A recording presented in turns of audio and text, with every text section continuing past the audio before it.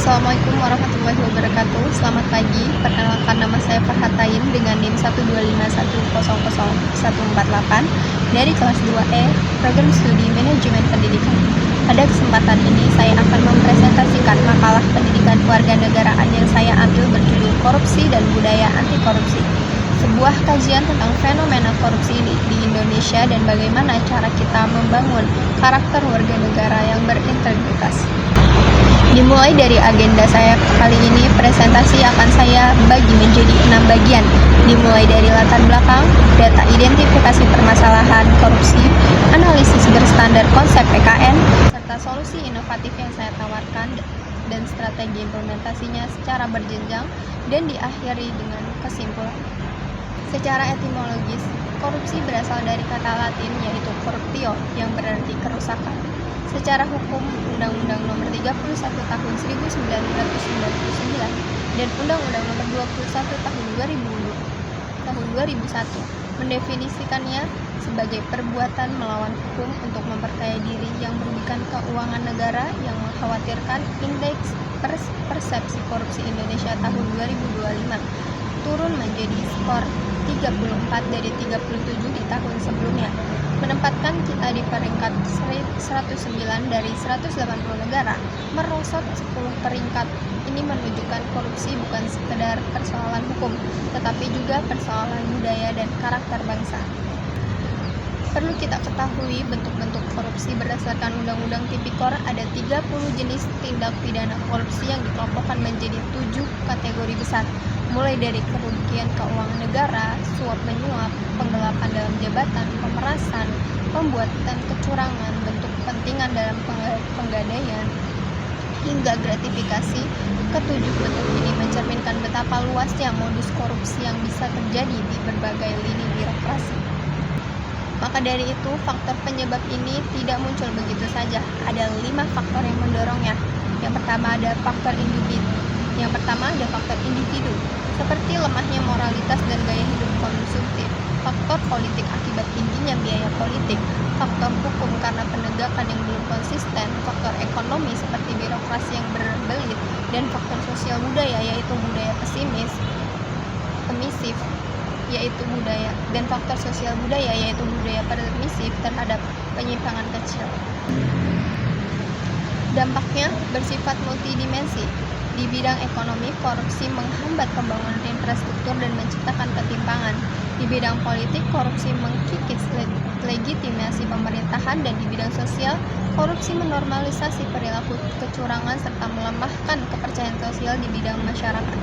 Dalam kerangka PKN, dampak paling mendasarnya adalah tercederainya prinsip keadilan sosial dalam pembukaan Undang-Undang 1945.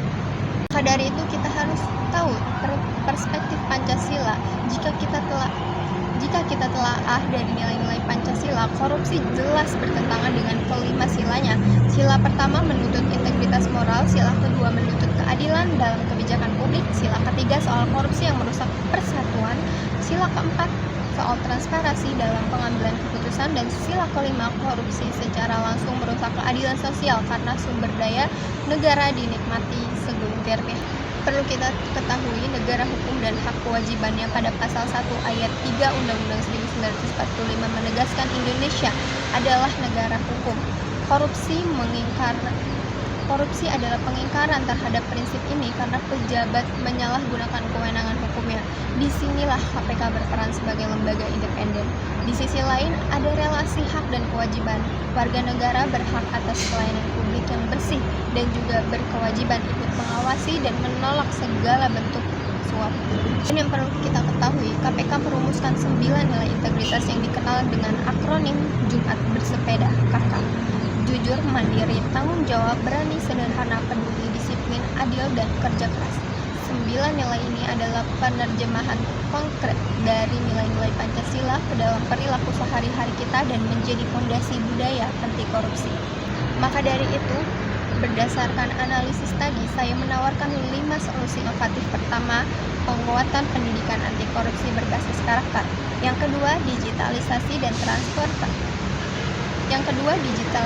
dan transparansi layanan publik. Ketiga, penguatan peran generasi muda melalui gerakan sosial. Dan yang keempat, optimalisasi perlindungan pelaku pelaporan atau white labor. Dan kelima, kolaborasi pentahelik antara pemerintah, dunia usaha, akademis, media, dan masyarakat sipil. Maka dari itu, kita harus melaksanakan implementasi berjenjang. Solusi ini perlu diimplementasi secara berjenjang. Di tingkat individu, kita bisa mulai dari kejujuran dari hal-hal kecil. Di tingkat kekeluargaan dan kampus, lewat keteladanan dan integritas pendidikan anti korupsi. Di tingkat komunitas, lewat pengawasan anggaran desa, dan di tingkat pemerintahan, lewat penguatan KPK dan digitalisasi layanan. Keberhasilannya bisa kita ukur dari kenaikan skor IPK dan meningkatnya partisipasi masyarakat. Maka dari itu, sebagai kesimpulan, korupsi di Indonesia bersifat sistemik dan diperparah oleh turunnya skor IPK. Korupsi bertentangan dengan nilai Pancasila dan berprinsip negara hukum. Solusinya memerlukan pendekatan lintas sektor dan implementasinya harus berjenjang dari individu hingga negara. Pada akhirnya, membangun budaya anti korupsi adalah tanggung jawab kita bersama sebagai warga negara. Sebagai penutup, generasi muda saya berkomitmen untuk mulai menerapkan nilai-nilai integritas dalam kehidupan sehari-hari. Sekecil apapun bentuknya, sebagai kontribusi nyata membangun Indonesia yang bersih dari korupsi. Demikian presentasi dari saya. Terima kasih atas perhatiannya. Wassalamualaikum warahmatullahi wabarakatuh.